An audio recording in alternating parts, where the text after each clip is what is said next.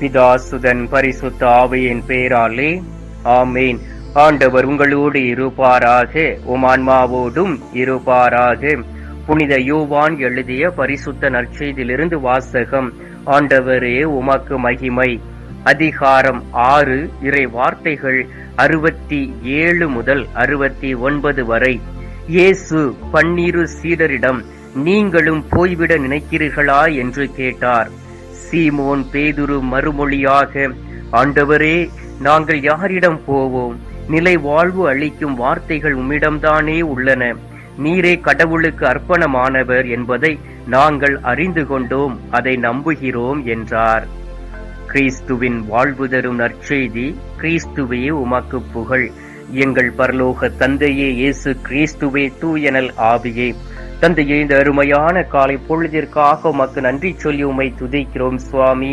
ஆதியும் அந்தமுமாய் இருக்கக்கூடிய அன்பு நேசரே, விண்ணையும் மண்ணையும் படைத்து எங்களை உருவாக்கி எங்களுடைய வாழ்க்கையை குறித்து மனமகிழ்ச்சி கொண்ட அன்பு நேசரே, உம்மை வணங்குகின்றோம், உம்மை போற்றுகின்றோம்.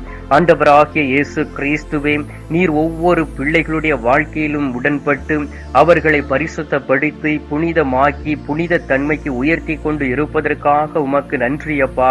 கடந்த நாட்களிலெல்லாம் உம்மை நோக்கி மன்றாடிய பொழுது எங்களுடைய ஜெபத்தையும் கண்ணீரையும் கூக்குரலையும் கேட்டு பதில் தந்திருக்கின்றீர். அதற்காக உமக்கு நன்றி செலுத்துகின்றோம். நாங்கள் மகிழ்ச்சியாய் இருப்பதை கண்டு விண்ணகமே மகிழ்ச்சி கொள்வதையும் உணர்கின்றோம்.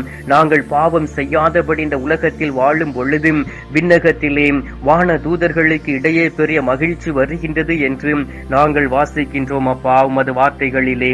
ஆம் தகப்பனே, இந்த நாளில், இந்த நேரத்தில், இந்த இடத்தில் நாங்கள் வாழ்ந்து கொண்டு இருப்பது உமது இரக்கத்தினால், உமது கிருபையினால், உமது பலத்தினால், உமது ஆற்றலினால், உமது வல்லமையினால், நீர் எங்களை பாதுகாத்து கொண்டு இருக்கக்கூடிய அந்த பாதுகாப்பு வளையத்தினால், உமது பரிசுத்த இரத்தத்தினால் மட்டுமே நாங்கள் வாழ்ந்து கொண்டு இருக்கின்றோம். அதற்காக உமக்கு நன்றி சொல்லி உம்மை துதிக்கிறோம் சுவாமி.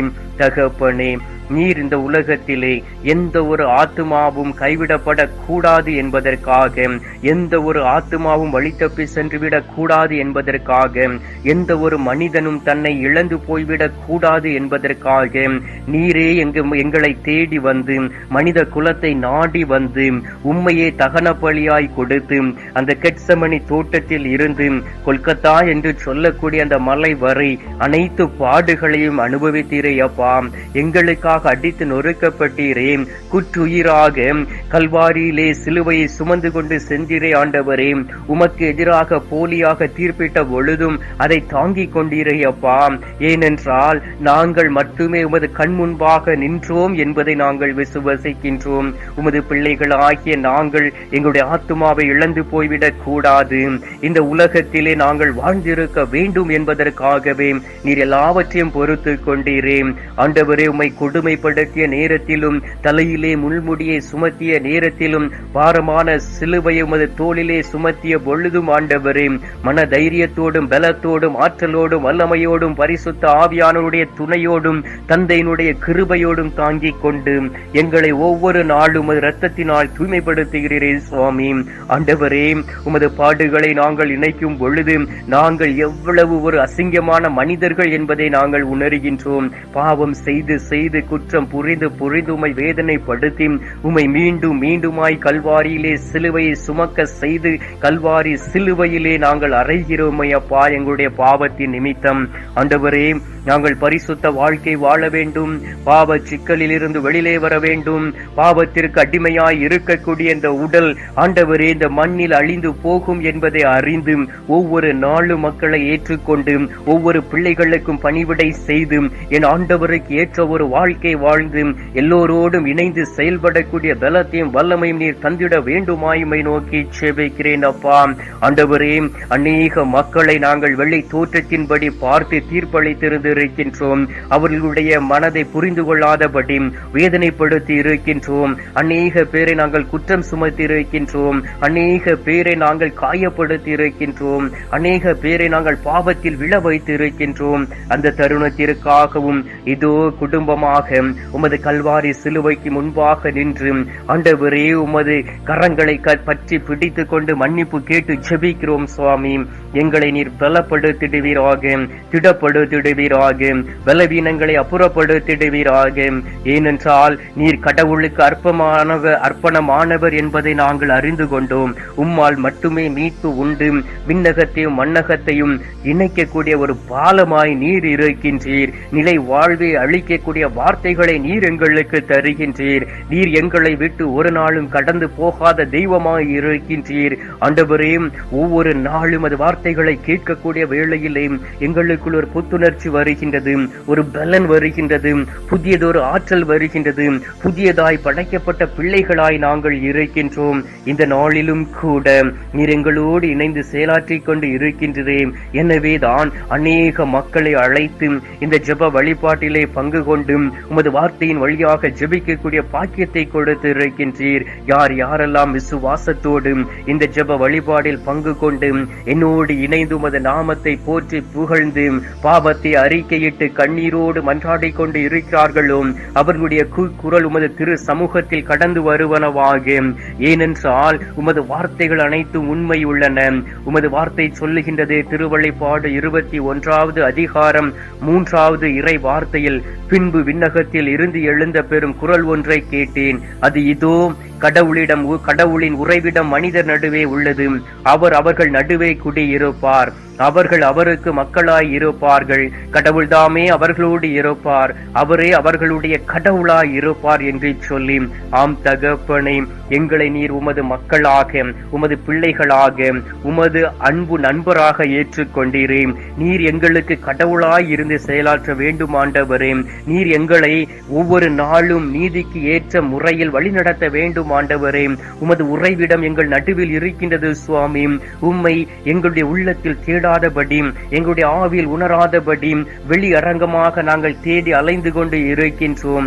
ஆண்டவராகிய இயேசு கிறிஸ்துவே, இந்த நாளிலும் கூட யார் யாரெல்லாம் கண்ணீரோடு ஜெபித்துக் கொண்டு இருக்கிறார்களோ, துக்கத்தோடு ஜெபித்துக் கொண்டு இருக்கிறார்களோ, அழுகையோடு இருக்கிறார்களோ, துன்பத்தோடு இருக்கிறார்களோ, அவர்களையும் அவருடைய குடும்பங்களையும் ஒப்புக் கொடுக்கின்றேன். அவர்களுடைய வாழ்க்கையில் இருக்கக்கூடிய இருளை அப்புறப்படுத்தி கதிரவன் போல் நீர் ஒளிர வேண்டுமாய் மை நோக்கி செபிக்கிறேன் அப்பா.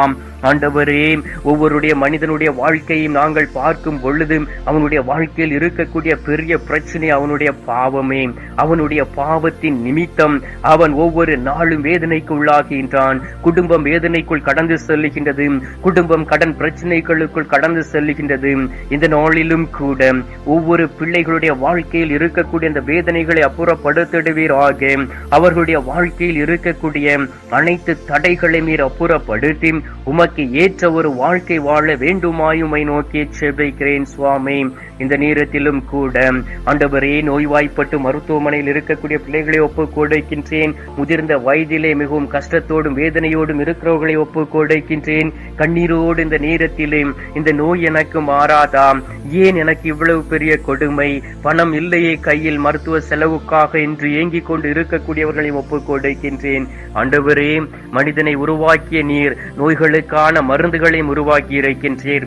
அதன் வழியாக அற்புத சுகத்தை கொடுத்திட வேண்டுமாய்மை நோக்கி செபிக்கிறேன் அப்பா. நீரே கடந்து வாரும், ஆசீர்வதியும் பலப்படுத்தும், ஒவ்வொருவரையும் தொடுவீராக.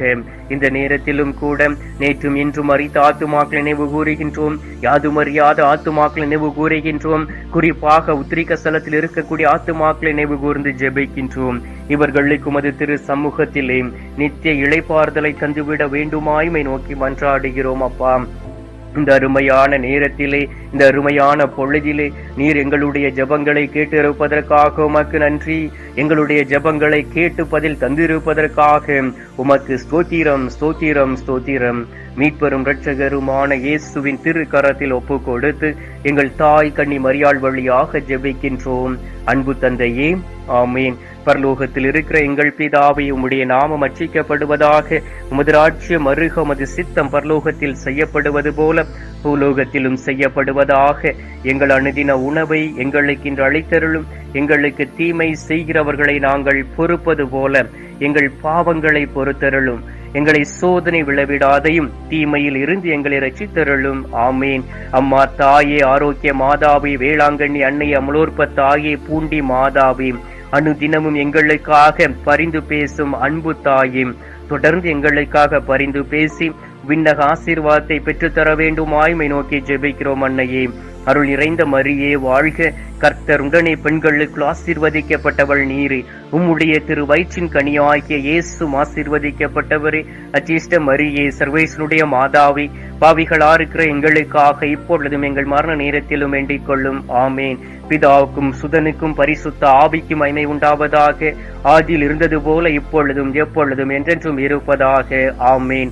ஆண்டவர் உங்களோடு இருப்பாராக, உம் ஆன்மாவோடும் இருப்பாராக. எல்லாம் அல்ல இறைவன் பிதா சுதன் பரிசுத்த ஆவி உங்களை நிறைவாய் ஆசீர்வதிப்பாராக. ஆமேன்.